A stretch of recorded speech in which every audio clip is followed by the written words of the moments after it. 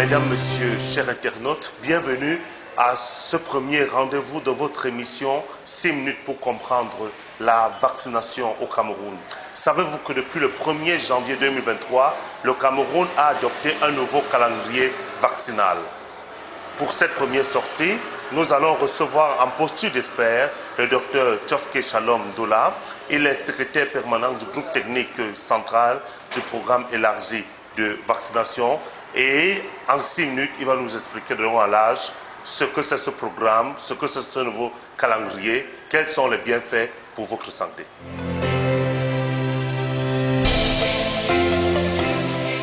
Chers internautes, avant de recevoir notre expert, je vous propose d'aller à la rencontre de quelques Camerounais. Ils ont donné leur réaction, ils nous disent ce qu'ils savent de l'existence ou non de ce nouveau calendrier vaccinal. C'est à travers le micro qu'a attendu notre reporter Rebara Abra. Écoutons plutôt. Non, je ne suis pas au courant du changement de ce calendrier vaccinal. Non, je ne suis pas au courant du changement du calendrier vaccinal. Non, je ne suis pas au courant du changement vaccinal, du calendrier vaccinal, je ne suis pas au courant. Non, je ne suis pas au courant du changement du calendrier de vaccination. Non, je ne suis pas au courant. Plusieurs Camerounais aujourd'hui ne sont pas informés de l'existence d'un nouveau calendrier vaccinal. Est-ce que vous pouvez nous présenter donc ce nouvel outil qui va permettre de mieux protéger l'enfant camerounais? Alors, depuis le 1er janvier, nous avons apporté 3 changements au calendrier. Ça concerne donc 3 vaccins. Et ces changements sont basés sur l'évolution de la science en fait.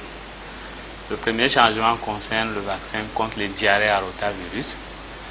Nous avons changé de forme de ce vaccin pour prendre le vaccin Rotavac.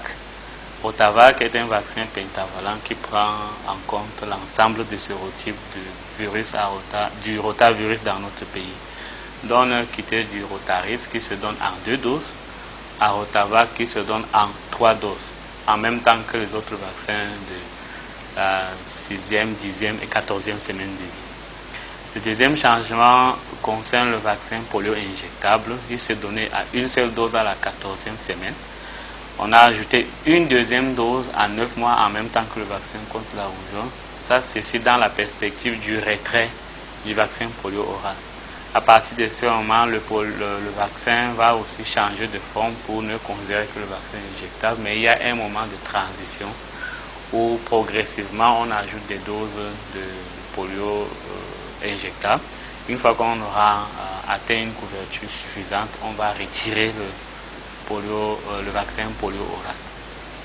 Le troisième changement concerne le vaccin contre le HPV.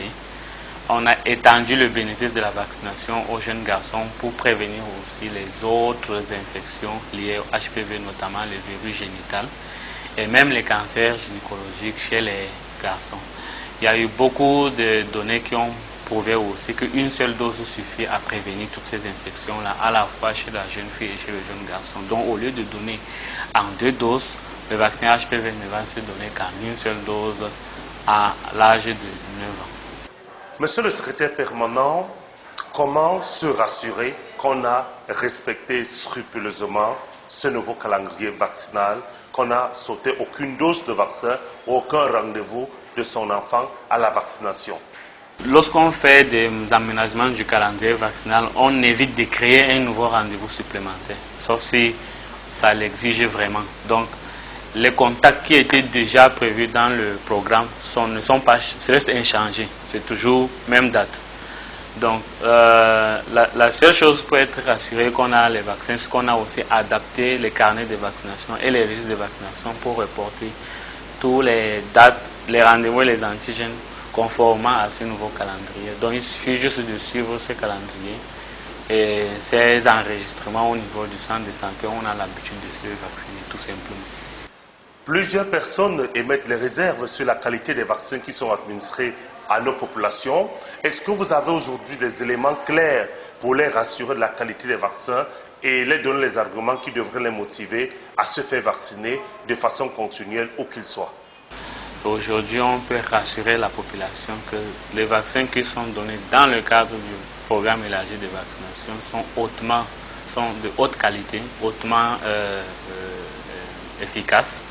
Et surtout, c'est conforme à notre situation épidémiologique. Ça répond exactement aux problèmes de santé que nous avons. La répétition étant la mère de la science, il est important de vous rappeler que la vaccination est le meilleur moyen pour protéger vos enfants contre les maladies graves. Faisons donc nous vacciner.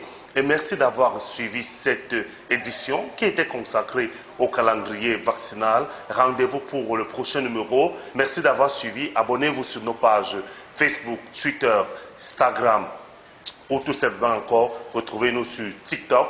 Nous sommes sur toutes les plateformes numériques suivies par des jeunes parce que la santé est importante et EcoSanté TV est là pour vous accompagner au quotidien pour une meilleure santé. Merci et à bientôt.